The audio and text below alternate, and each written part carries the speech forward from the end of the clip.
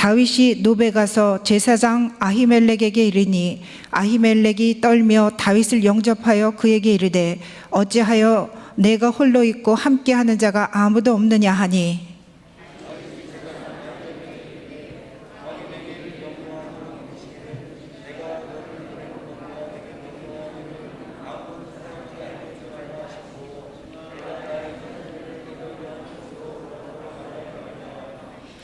이제 당신의 수중에 무엇이 있나이까? 떡 5덩이나 무엇이나 있는 대로 내 손에 주소서 하니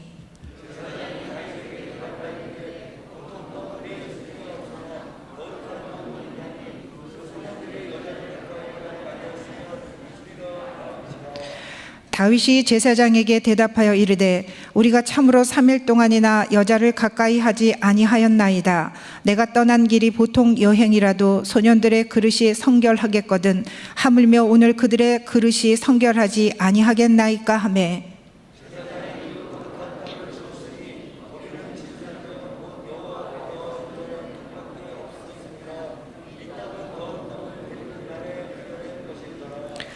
그날에 사울의 신하 한 사람이 여호와 앞에 머물러 있었는데 그는 도액이라 이름하는 에돔 사람이요 사울의 목자장이었더라.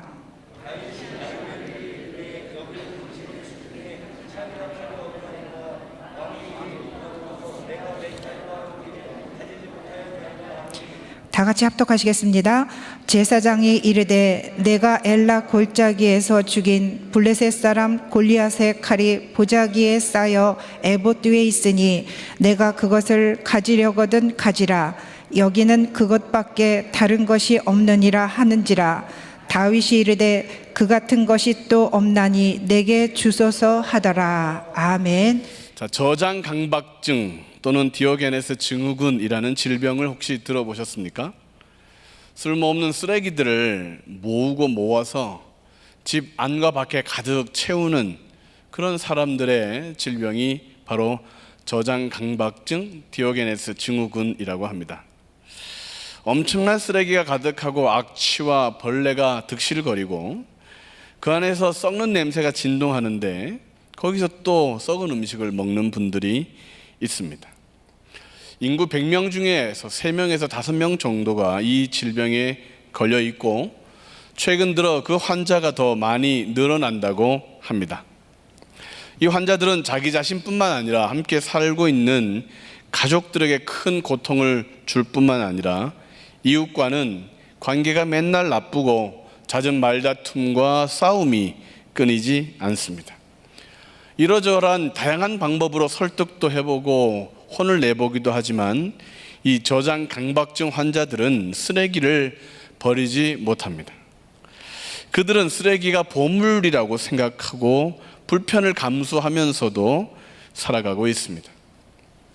대부분 환자들은 극심한 불안과 우울 증세를 가지고 있고 그 쓰레기를 보물처럼 집착하는 형상이 나타나는데 젊었을 때는 그 증상이 미비하게 나타나다가 나이가 들면서 이 강박증은 더 심해지고 결국 집안 가득 또 바깥에까지 쓰레기를 차곡차곡 쌓아둔다고 합니다. 플라스틱 통들을 버리지 않으시는 분들, 쓰지 않는 물건인데 고장나지 않았다고 가지고 계시는 분들, 언젠가는 한번 쓰겠지라고 여전히 가지고 계시는 분들, 시간 지나면 돈이 될 거다라고 생각해서 박스까지 모으고 계시는 분들, 그런 분들은 내가 환자다라고 생각하시면 될 것 같습니다. 저도 곰곰이 생각해 보니까 약간 증상이 저에게도 있습니다. 저는 버리지 않는 것 중에 하나가 종이봉투입니다. 다 쓸 때가 있지 않습니까? 크기별로. 미국에 있을 때는 그건 돈 주고 샀었는데 왜 버리느냐라는 생각에 하나 둘 계속해서 모으고 있습니다. 문제는 이 봉투를 사용하는 빈도보다 모이는 봉투가 더 많다는 것입니다. 차츰 집 구석구석에 종이봉투가 뭉텅이씩 있습니다. 집도 좁은데 혹시 성도님들 중에 종이봉투가 필요한 분이 계시면 저에게 말씀해 주시면 제가 드리도록 하겠습니다. 시간이 지나면 썩어져서 불필요한 물건이 되고 시간이 지나면 가치가 없어질 텐데 그 환자들은 애착을 가지고 남들이 버린 것을 가장 먼저 가서 또 주워오고 또 모으고 또 남들이 그냥 가져가라고 하는 것도 돈 주고 사는 그런 강박 증세, 저장 강박증 환자들입니다. 영적인 환경에서도, 영적인 상황에서도 이런 저장 강박증과 같은 그런 영적 상태의 환자들이 있습니다.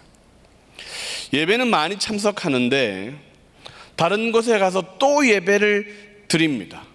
왜냐하면 진정한 자유와 기쁨을 이곳 예배에서 느끼지 못하기 때문이죠.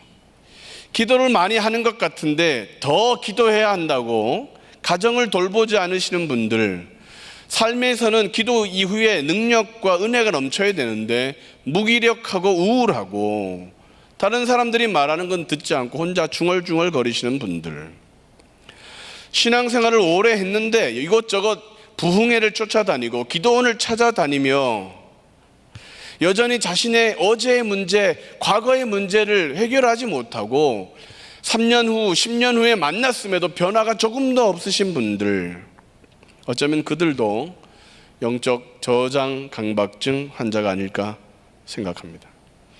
그들은 예배를 드리는데, 그들은 신앙생활을 오래 했는데 왜 문제가 해결되지 않을까? 어떻게 하면 그들의 이런 영적인 강박증에서 해방될 수 있을까? 교회를 다닌다는 것은 한마디로 예배를 드린다는 것입니다. 그만큼 신앙생활에서 예배는 시작이고 끝입니다. 새벽 예배, 수요, 금요 예배, 주일 오전과 오후 예배, 교구 예배, 셀 예배, 개인 예배, 인터넷 예배로도 예배를 드릴 때마다 한번 질문해 보셔야 합니다. 과연 나는 예배 가운데 은혜를 입고 있는가? 예배를 많이 드릴수록 은혜가 더 많은가? 기도를 더 많이 할수록 응답에 대한 확신이 넘치는가? 하나님 앞에 나와서 헌신하고 섬길 때마다 하나님이 나를 책임져 주시는 것에 대한 확신이 넘치는가? 아닌가? 출애굽한 이스라엘 백성들에게 하나님이 제일 처음 명령하신 것이 성막을 만들라는 것이었습니다. 왜요? 예배를 통하여 나오면 하나님이 만나 주실 것이다, 기도하면 응답해 주실 것이다는 약속이셨습니다. 그래서 예배는 시작되는 것이죠. 예배를 통하여 복을 받는 일들이 펼쳐지기 시작한 것입니다. 그런데 이런 예배를 통하여 어떤 이는 복을 받는데 어떤 이는 복을 받지 못하는 경우가 생깁니다.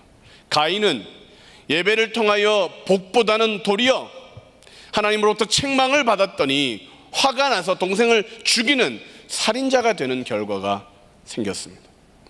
사울 왕도 나름대로 자신이 예배를 드렸다고 했지만 그것은 하나님으로부터 버림받게 되는 중요한 이유 중에 하나가 되는 것이죠. 오늘 우리들의 예배는 복을 받는 예배입니까?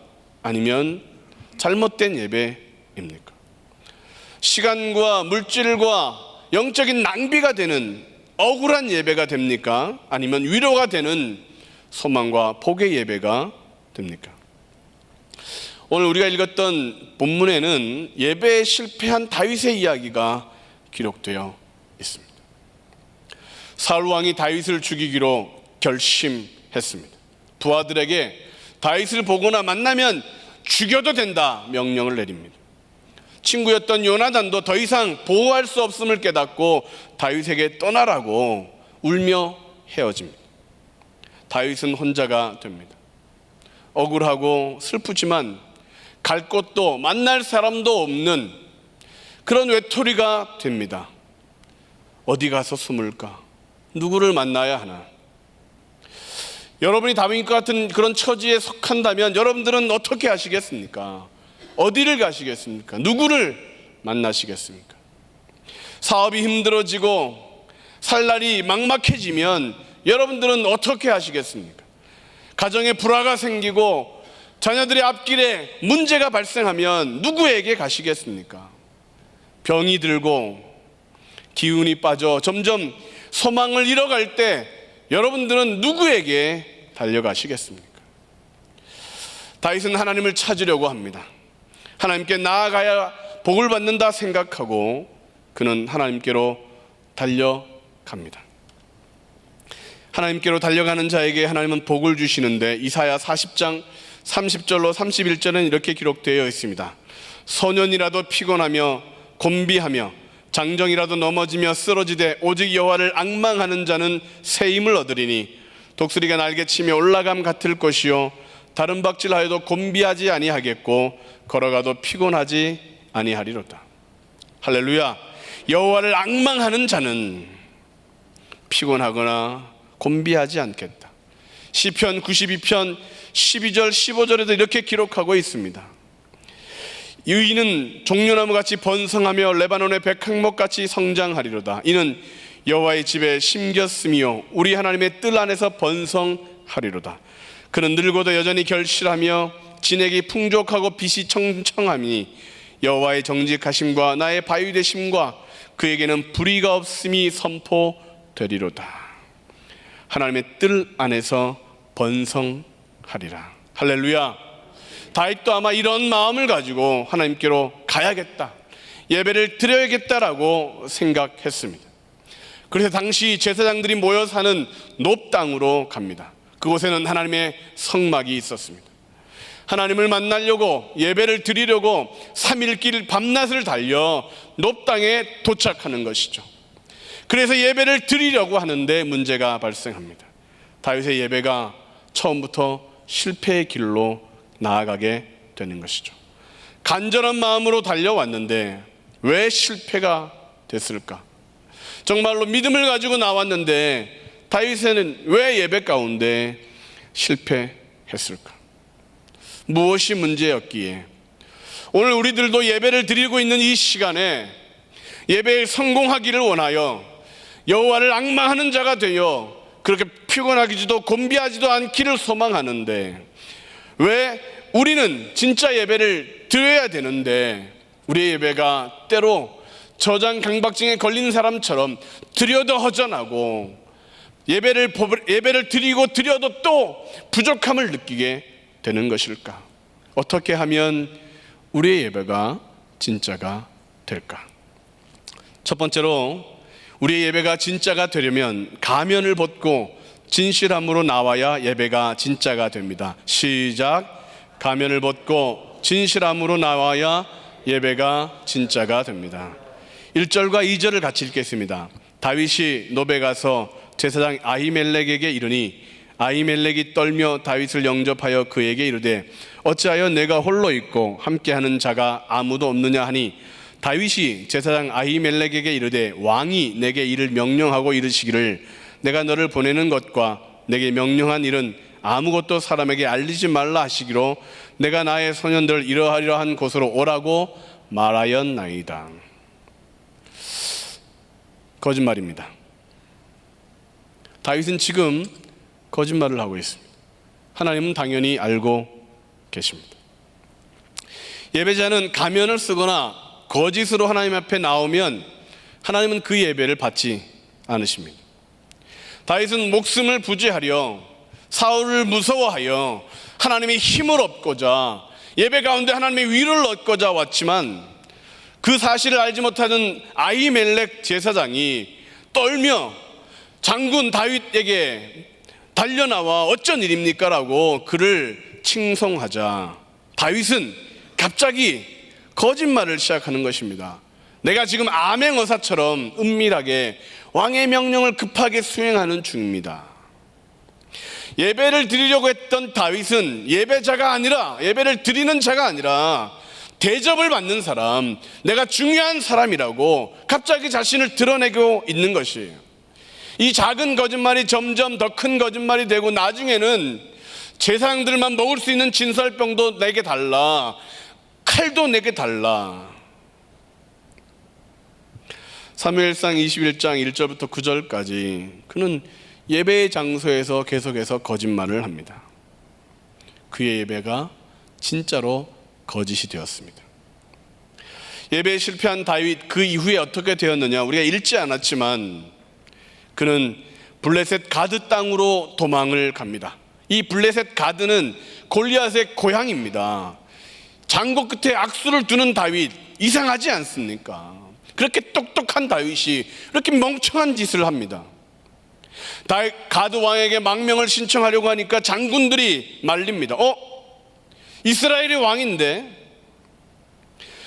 분위기가 험악해지자 다윗이 갑자기 미친 척하기 시작합니다. 일부러 침을 흘리고 벽에 몸을 그적거리며 미치광이 행사를 합니다. 가면을 쓰고 너무 연기를 잘하여서 다 속아버렸습니다. 그러나 다윗은 정말 부끄러운 상황이 된 거죠. 이방 나라도 다윗을 저는 만만의 장수다, 그는 이스라엘의 왕이다라고 그를 부르고 있는데 다윗 자신은 미치광이 행세를 하고 있습니다. 왜요? 예배를 실패하여서 그렇게 된 것입니다. 하나님 앞에, 사람들 앞에서 그는 정직한 예배자가 되었어야 되는데도 불구하고 가면을 쓰고 외식하니까 그는 실패했습니다. 그는 울고 싶었습니다. 그러나 그는 울지 않았습니다. 문제없는 사람처럼 행동했죠. 절망적이었습니다. 그래서 하나님께 부르짖어 도움을 구했어야 되는데, 죽음이 무서워서 하나님 도와달라고 외쳤어야 되는데 그는 그러지 못하고 문제없는 사람처럼 왔다 갔습니다. 하나님은 아닌 척, 괜찮은 척, 문제없는 척 하는 자들의 예배에는 응답하지 않습니다. 예수님도 말씀하셨습니다. 뻣뻣하게 바리새인들이 나는 의인이다라고 하는 기도는 하나님이 듣지 않으신다. 오히려 눈물로 나는 죄인입니다, 나는 은혜 받을 자격이 없습니다라고 하는 그 죄인의 기도를 하나님이 들으신다 하십니다. 예배가 진짜가 되려면 있는 모습 그대로 나와야 합니다. 그래야 하나님이 우리를 고치시고 치료하시고 회복하시고 새롭게 하시는 것입니다. 주일 아침 교회 오시기 전에 부부싸움을 했습니까? 자녀들과 다퉜습니까? 예배 중에 속상하다고 가슴을 쳐야 됩니다. 할렐루야. 아멘이 없을 줄 알았습니다. 어려운 상황에 처해 있다면 하나님 앞에 진실하게 하나님 도움이 필요합니다, 그것이 예배이죠. 제가 섬기던 어떤 교회에서 한 자매를 만난 적이 있습니다. 신앙생활을 열심히 하는 것처럼 보였는데 기도를 하지 않는 것입니다. 기도 시간에 딴짓을 자꾸 하는 것이에요. 착한데, 부지런한데, 신앙생활을 잘하는 것 같은데 기도를 하지 않습니다. 불러서 상담을 했습니다. 자매님, 기도를 하고 계시나요? 그 자매가 말하기를 자신은 기도가 잘 안 된다. 왜냐하면 아버지의 외도로 어머니와 함께 자신이 버려졌던 경험이 있어서 하나님을 아버지라고 부르는 것이 너무 힘들고, 두 번째로 아버지에게 뭘 달라고 해본 적이 없는데 하나님 저에게 이걸 주세요라고 기도하는 것이 정말 힘들다, 안 된다, 그래서 기도하지 않는다 했습니다. 그 자매의 신앙생활이 오래돼도 변화가 있을까요? 아픔이 있어도 하나님을 아버지라고 불러야 치료가 시작되는 것이죠. 예배의 자리에 있어서 그냥 있기만 있다가 집으로 돌아가면 시간 낭비입니다. 몸이 지치고 피곤하여 예배 시간에 하품하는 것, 설교 시간에 조는 것 나는 용서해도 하나님께 복을 받기가 어렵습니다. 영적으로 병든 것인데 피곤해도 꼬집으며 예배 시간에 깨어 있어야 되고, 말씀이 이해가 되지 않아도 아멘하며 아멘하다 보면 깨닫게 되고, 그것이 레마의 말씀처럼 새겨지면 아 그렇구나, 하나님은 나를 고치시는구나, 하나님은 나를 붙드시는구나. 그렇게 진정한 예배, 진짜 예배가 되기 위해 나를 치료하시는 하나님, 나를 붙드시는 하나님을 만날 때에 예배는 진짜가 되는 것입니다. 말라기서에는 이스라엘 백성들이 어떻게 예배를 가짜로 드렸는지 기록되어 있지 않습니까? 하나님을 사랑하지 않는 예배 가짜입니다. 거룩하지 않은 예배, 제무 예물, 그거 가짜입니다. 말씀에 순종하지도 않는 거 가짜 예배입니다. 우상을 섬기고 있으면서도 예배를 하나님만 섬기는 것처럼 하는 거 가짜라고 말씀하셨습니다. 그래서 400년 동안 이스라엘 백성들은 하나님의 음성을 듣지도 못하고 복도 누리지 못했던 것입니다. 예배가 가짜가 되면 하나님의 복은 물 건너갑니다. 예배가 진짜가 되기 위해 좀 부지런을 떨어야 되죠. 찬양 중에 졸거나 딴 생각하지 않으려고 힘써야 됩니다. 음치라도 소리내서 찬양하고 박수치고 찬양하고 안 되면 뭐 이것저것 하면서 찬양해야 합니다. 들리는 말로는 하나님은 음치들의 찬양 소리를 더 기뻐하신다는 그런 믿거나 말거나 한 이야기도 있지 않습니까? 다른 사람은 신경 쓰지 마세요. 음치라고 노래하는 거 딴 사람들이 뭐라 하지 않습니다. 할렐루야. 그러므로 예배가 진짜가 되려면 가식과 위선을 버리고 진실함으로 문제의 복이 되신 하나님께로 나아가야 예배가 진짜가 됩니다. 두 번째로 예배가 진짜가 되려면 세상 것이 아닌 하나님의 것을 찾아야 예배가 진짜가 됩니다. 시작. 세상 것이 아닌 하나님의 것을 찾아야 예배가 진짜가 됩니다. 다윗은 하나님 앞에 예배를 드리러 와서 세상의 것을 찾았습니다. 당신의 수중에 뭐가 있습니까? 떡이 있습니까? 5덩이를 주십시오. 여기 칼이 있습니까?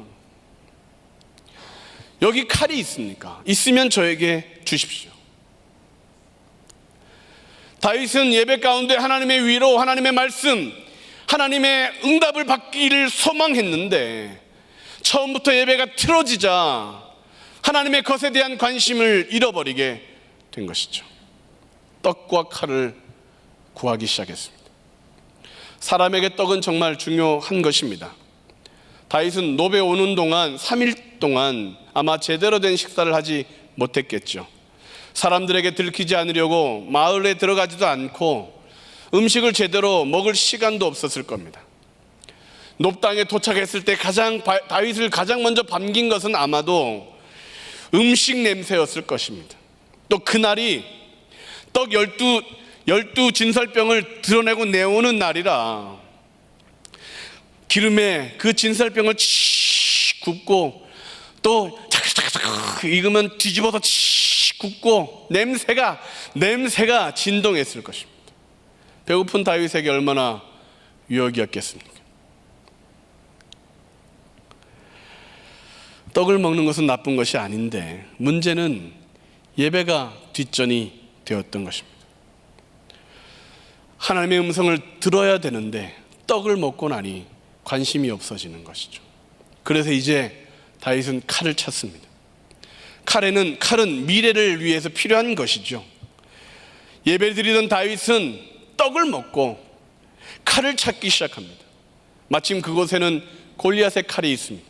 몇 년 전 다윗이 하나님 앞에 예물처럼 드렸던, 그렇게 승리의 그런 깃발처럼 드렸던 거룩한 칼인데 그것을 달라고 요구하고 있습니다. 예배를 드리러 왔다가 떡만 먹고 갔습니다. 칼만 차고 갔습니다.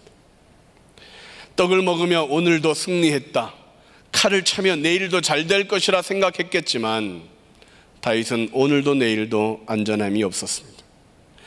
5덩이 떡으로 한 일주일을 더 버틸 수는 있었겠지만 그의 인생의 배고픔, 그 쓰라림을 해결하지 못했습니다.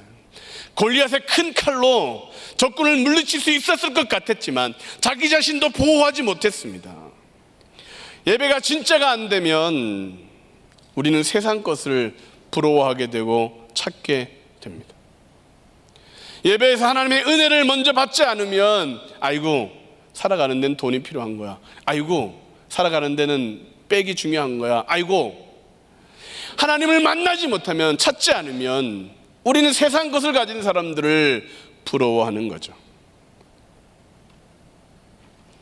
시편 40편 1절에 보면 내가 여호와를 기다리고 기다렸더니 귀를 기울이사 나의 부르짖음을 들으셨도다. 예배는 기다리고 기다려야 합니다. 예배가 빨리 끝나기를 바라서는 안 됩니다. 목사님, 설교는 짧을수록 명설교입니다 라고 거짓말 하시면 안 됩니다. 설교는 길어도 은혜가 됩니다.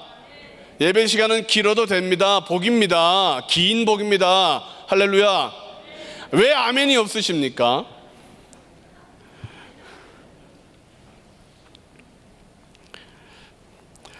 떡이 필요한 이유는 하나님의 말씀대로 사는 법을 먼저 배우라고 우리에게 신명기 8장 3절에서는 알려주고 있지 않습니까? 배가 고프죠. 그러나 먼저 식사 기도하듯 하나님을 예배해야 합니다. 힘들고 어려운 일이 생겼죠. 뛰어나가기 전에 먼저 하나님의 전을 찾아 하나님 마음을 찢는 상한 심령의 예배를 드려야 합니다. 힘들고 답답한 사건이 생겼죠. 그래도 먼저 하늘 비전 만나를 펴고 묵상을 시작하셔야 되죠. 떡이 아니라 말씀을 먼저 드셔야 합니다. 숟가락이 아니라 하늘 비전 만나를 손에 먼저 들어야 삶 가운데 기적이 나타나는 것입니다. 예배는 복을 받을 자격이 있는 자만 복 받는 것이 아닙니다. 자격 없는데 복을 받는 것이 예배입니다. 복이 필요한 사람에게만 복이 임하는 것이 아니라 예배는 복을 달라고 하는 사람이 받는 것이 예배입니다. 때 쓰는 사람, 간절하게 사모하며 기도하는 사람이 복을 받는 시간이 예배입니다. 자격이 없어도 간절히 원하면 묻지도 따지지도 않고 하나님은 복을 주시는 시간이 예배입니다. 예배를 구경 왔다가도 복을 받을 수 있습니다. 남의 교회에서 예배 드려도 하나님의 은혜를 받을 수 있습니다. 예배는 복 받는 시간이기 때문에 그렇습니다. 그러므로 예배가 진짜게 되려면 먼저 하나님의 것을 구해야 합니다. 예배가 진짜가 되면 신기한 일이 발생하는데, 또 기도가 무대 보이지만 진짜가 되면 하나님의 역사를 보게 됩니다. 제가 미국에 있을 때 변자매라고 있었습니다. 공부는 잘하는데 좀 엉뚱한 자매였습니다. 믿음은 좋은데 커먼 센스, 이 일반적인 어떤 그런 센스가 부족해 보이는 자매였습니다. 가정 형편이 넉넉하지는 못해서 한 30만 원짜리 폐차 직전의 차를 몰고 다녔습니다. 당연히 차 고장이 자주 일어났죠. 길에서 차가 멈추면 저에게 전화를 합니다. 목사님, 차가 또 섰어요. 도와주세요. 그러던 어느 날 저에게 찾아와 이렇게 말하는 것이었습니다. 목사님, 기도해 주세요. 뭘? 새 차를 타고 싶어요. 새 차를 살 수 있게 기도해 주세요. 제가 물었습니다. 돈이 얼마나 있는데? 목사님, 돈은 없어요. 그래서 기도하려고요. 변자매, 차는 돈으로 사는 거야. 목사님, 그래도 기도해 주세요. 변자매, 기도는 할게. 제가 기도했을까요? 기도하지 않았을까요? 저는 기도했습니다. 이렇게 기도했습니다. 하나님, 변자매의 기도 제목을 들으셨지요? 정신 차리게 해주세요. 차는 기도로 사는 것이 아니라 돈으로 사는 것을 깨닫게 해주세요. 어떻게 되었을까? 얼마 후 변자매는 새 차를 샀습니다. 돈으로 샀을까요? 기도로 샀을까요? 돈으로 샀습니다. 그런데 자신의 돈이 아니었습니다. 남의 돈으로 샀습니다.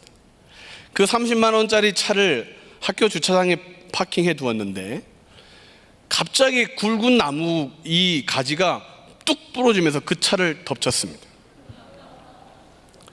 차가 찌그러져서 고치려고 하니까 가격이 너무 비싸게 나오는 거예요. 차가 찌그러지자 이 변자매는 울면서 기도하기를 시작했습니다. 하나님, 새 차를 달라고 했지 언제 저기 떵차까지 가져가시라고 그러셨습니까? 저는 어떻게 공부합니까? 어떻게 다닙니까? 하나님, 새 차를 주세요. 그렇게 기도하는 중에 똑똑하는 문소리를 들었고 열었더니 어떤 사무직원이 찾아왔습니다. 울고 있는 변자매의 모습을 본 사무직원은 깜짝 놀랐고 그 자초지정을 들었습니다.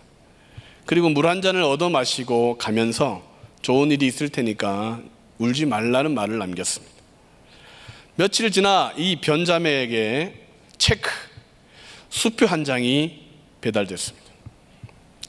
정확한 금액은 잘 기억나지 않지만 거의 10,000불 이상의 수표였습니다.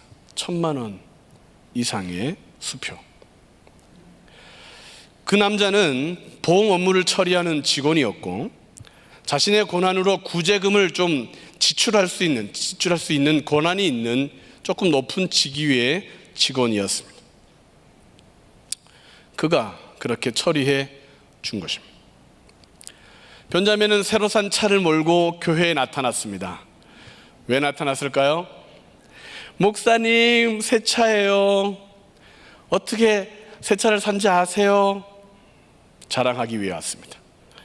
저를 보고 한없이 웃었지만 저는 그 웃음이 비웃음처럼 느껴졌습니다.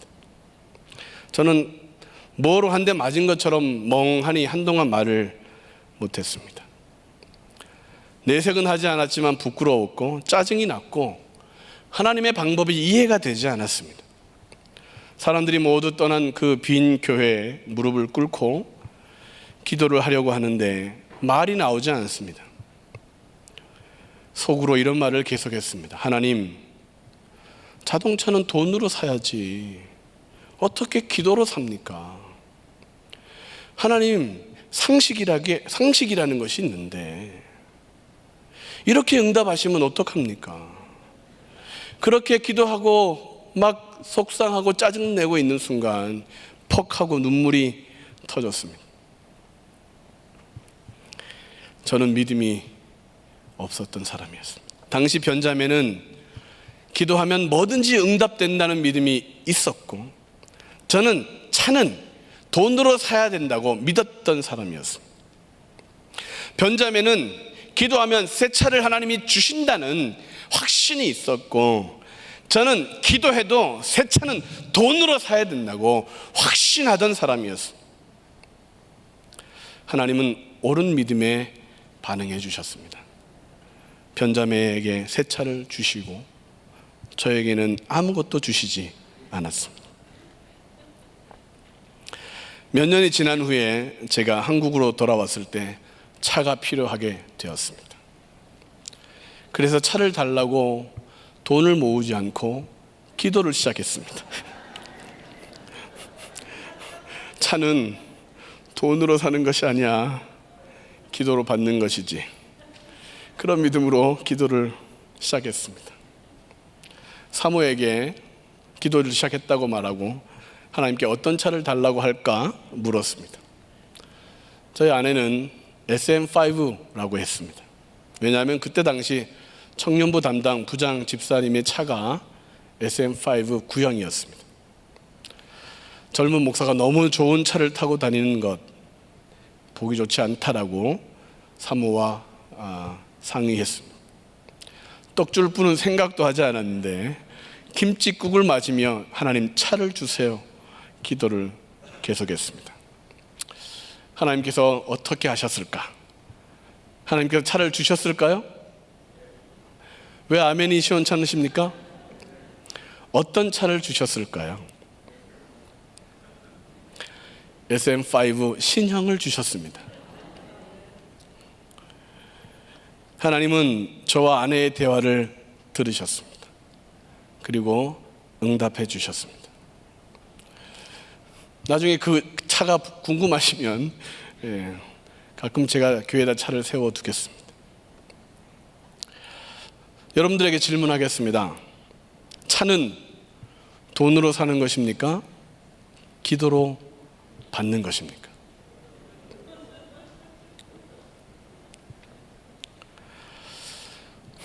사람을 만나면 문제가 해결될 것 같은데 사람에게 물질에게 소망을 두면 내 원하는 것을 얻을 것 같은데 무릎 꿇고 앉아 하나님에게 손을 내밀면 우리에게 필요한 것을 하나님은 손에 쥐어주는 것입니다. 예배는 복을 주시는 하나님에 대한 믿음을 갖고 하나님을 기다리고 기다리는 것, 기도를 들으실 텐데, 응답하실 텐데, 오늘도 한 번 더 그분 앞에 요청하는 것, 신기하게 기적을 일으키시는 하나님을 맛보는 그런 축복의 시간이 예배인 것입니다. 그래서 하나님을 예배하는 자는 넘어졌다가도 일어나고, 하나님 앞에 나오는 자는 절망하였다가 소망 가운데 승리하고, 하나님의 이름을 부르는 자는 누구든지 구원을 얻는 것입니다. 계속 하나님의 손을 바라봐야 합니다. 세상의 것을 내 손에 잡으면 하나님은 너 돈으로 해결하려고 그래? 하나님의 것이 멀어지는 것이죠. 그러므로 우리의 예배가 진짜가 되려면 하나님의 것을 사모하고 기다릴 때에 마침내 복을 주시는 것입니다. 마지막으로 예배가 진짜가 되려면 사람이 아니라 하나님을 만나야 예배가 진짜가 됩니다. 시작. 사람이 아니라 하나님을 만나야 예배가 진짜가 됩니다. 7절 말씀을 같이 한번 읽겠습니다. 시작. 그날에 사울의 신하 한 사람이 여호와 앞에 머물러 있었는데 그는 도액이라 이름하는 에돔 사람이요 사울의 목자장이었더라. 하나님을 만나러 온 다윗은 예배의 자리에서 도액이라고 하는 사람을 만납니다. 서로 안면이 있죠. 말을 많이 섞지는 않았지만 에돔 사람이고 목자장인 것을 알고 있습니다. 에돔 사람은 에서의 후예인데, 에서는 하나님의 축복을 붉은 죽, 우리는 팥죽이라고 하는 그 붉은 죽 한 그릇과 바꾸었던 세상적인 사람이었습니다. 그 후손이 도액입니다. 도액이라는 이름의 뜻은 걱정이 많은, 두려움이 많은, 이런 뜻입니다. 신기하게도 도액은 그날따라 여호와 앞에 머물러 있었습니다. 어떤 생각이 드시나요? 그날 그때 그 시간에 왜 하필 도액은 거기에 있었을까? 예배 자리에 있었을까? 그는 예배자였습니까? 아닙니다. 결과적으로 보면 그는 뭘 얻어먹으러, 뭘 삼킬 자를 찾으러 그 예배 여호와 앞에 머물러 있었던 것처럼 보입니다. 자신의 두려움과 염려를 하나님께 맡기고 평안을 얻으려고 그곳에 머물러 있었던 자가 아니라 누가 예배 드리나, 누가 왔나 살피는 예배를 방해하는 사람이었습니다. 마치 아담과 하와가 선악을 알게 하는 나무 옆을 지나갈 때에 그 나무의 꼬리를 감고 기다리고 있었던 이 뱀처럼 이 도액은 그날따라 여호와 앞에 머물러 있었습니다. 다른 사람들은 다 갔는데, 그래서 숨어 있다가 다윗은 예배 드리러 달려왔으나 도액을 만난 것입니다. 사무엘상 22장에는 도액이 제사장 85명을 죽인 사건, 그것뿐만 아니라 노베 아이들과 젖먹이 아이들까지도 다 죽이고 소와 나귀와 양들까지도 다 죽였다라고 기록되어 있습니다. 너무 잔인한 사건, 누구 때문입니까? 다윗 때문입니다. 그의 거짓말, 떡과 칼을 가져간 그 불신앙, 그리고 도액이라고 하는 사람을 만났던 우연 때문에, 그의 예배가 가짜가 된 그 이유 때문에 이러한 참사가 발생한 것이죠. 예배의 장소에서 우리는 하나님을 만나야 합니다. 하나님을 만나지 못하면 원수를 만나게 되는 거예요. 복받으러 교회에 왔다가 사기당하는 사람이 얼마나 많습니까? 하나님을 예배하고 하나님의 은혜를 경험하려 왔다가 사람과 다툰 사람이 얼마나 많습니까? 예배에는 하나님을 만나야지 사람에게 눈 들려서는 안 된다는 것입니다. 도액 때문에 기도가 방해될 수 있어요. 저 사람 때문에 내가 예배가 방해받을 수 있어요. 그래도 예배가 실패하면 책임은 나에게 있다는 것이에요. 복을 받지 못하는 책임은 누구에게 있느냐? 저 성도가 아니라 나 때문이다라는 것이죠. 우리는 알아야 됩니다. 교회에 도액 같은 사람이 많다. 그래도 우리는 은혜를 받아야 된다. 믿음이 좋은 것 같이 행동하지만 속이 시커먼 사람들이 많다. 그래도 우리는 하나님을 바라보기 위하 예배에 몸부림쳐야 된다는 것입니다. 다른 사람 때문에 예배가 방해됐다고요? 내 책임입니다. 옆에 사람 때문에 기도도 안 되고 찬양도 못했다고요? 내 잘못인 거예요. 누구 때문에 예배가 안 된다, 누구 손해입니까? 우리는 하나님만 더 보기를 갈망해야 합니다. 찬양단의 찬양대에 그 찬양이 좀 불협함이 들려도, 기도하는 자의 음성이 조금 거슬려도, 말씀이 내 가슴을 찢고 내 속을 모르는 것처럼 그렇게 서운하게 들린다 할지라도 나는 하나님을 만나야 합니다. 나는 하나님의 위로를 받아야 됩니다. 나는 예배에 성공해야 됩니다. 그렇게 예배 가운데 몸부림쳐야죠. 도액은 하나님께서 해결하실 것입니다. 애누리 없이 다 갚아주실 것입니다. 그러므로 사람을 만나면 시험에 들지만 하나님을 만나면 기적을 맛보게 되는 것. 그러므로 우리의 예배가 진짜가 되기 위하여 다시 하나님에게 집중하는 온전한 예배자가 되어야 하겠습니다. 결론을 말씀드립니다. 사무엘서는 한나의 진짜 기도와 진짜 예배로부터 사무엘서는 시작됩니다. 아이를 갖지 못했던 한나는 매년 실로에 가서 예배를 드린다고 하지만 예배는 실패합니다. 강박증 환자처럼 새해가 되면, 때가 되면, 철이 되면 실로에 가서 예배를 드리지만 평안함이 없습니다. 좋다는 음식, 용하다는 사람, 된다는 방법들을 다 해봐도 아이가 생기지 않습니다. 한나의 삶은 더 지저분해집니다. 우상에게도 기웃거리고 사람들의 말에도 흔들리게 됩니다. 한나가 예배에 실패했던 이유들이 많이 있습니다. 당시 제사장은 홈리와 비느하스입니다. 하나님의 예배를 무시하던 이들. 남편 엘가나는 한나가 아이를 갖지 못하자 분인나를 드립니다. 분인나는 순풍 산부인과를 다니는지 자녀들을 많이 낳았습니다. 예배를 드립니다. 분인나는 뼈가 있는 말을 하죠. 하나님이 복 주시려면 애를 줄 텐데, 하나님이 기도를 들으시면 잉태할 텐데.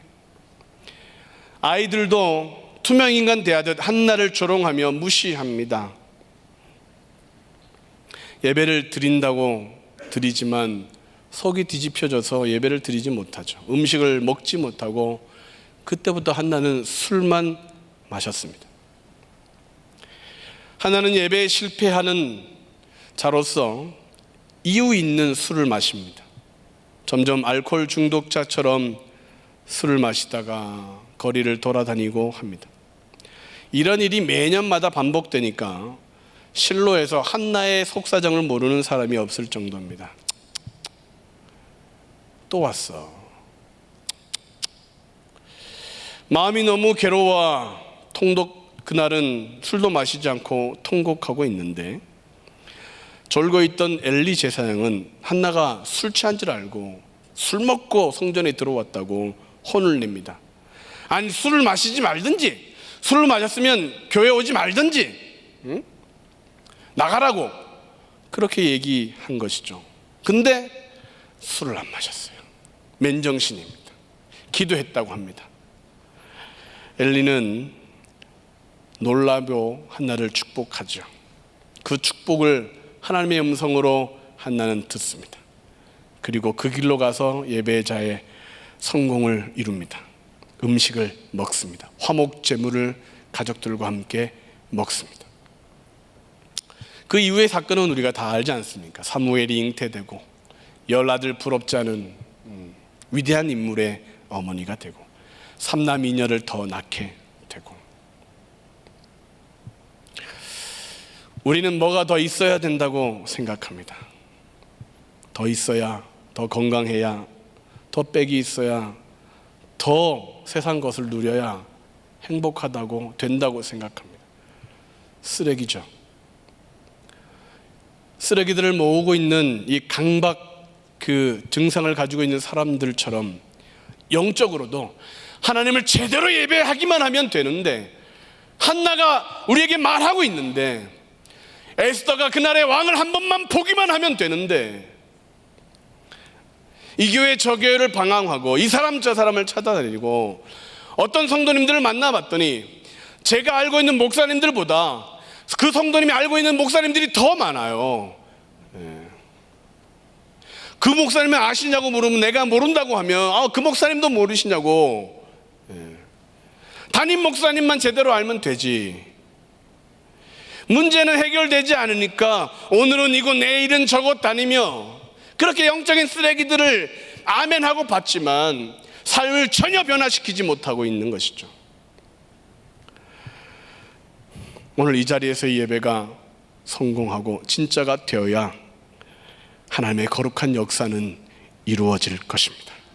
그러므로 사랑하는 성도 여러분, 우리 모두 예배에 성공하고 진짜 하나님을 예배하여 모든 복을 받아 누리는 축복된 사람들 되시기를 주님의 이름으로 축원합니다.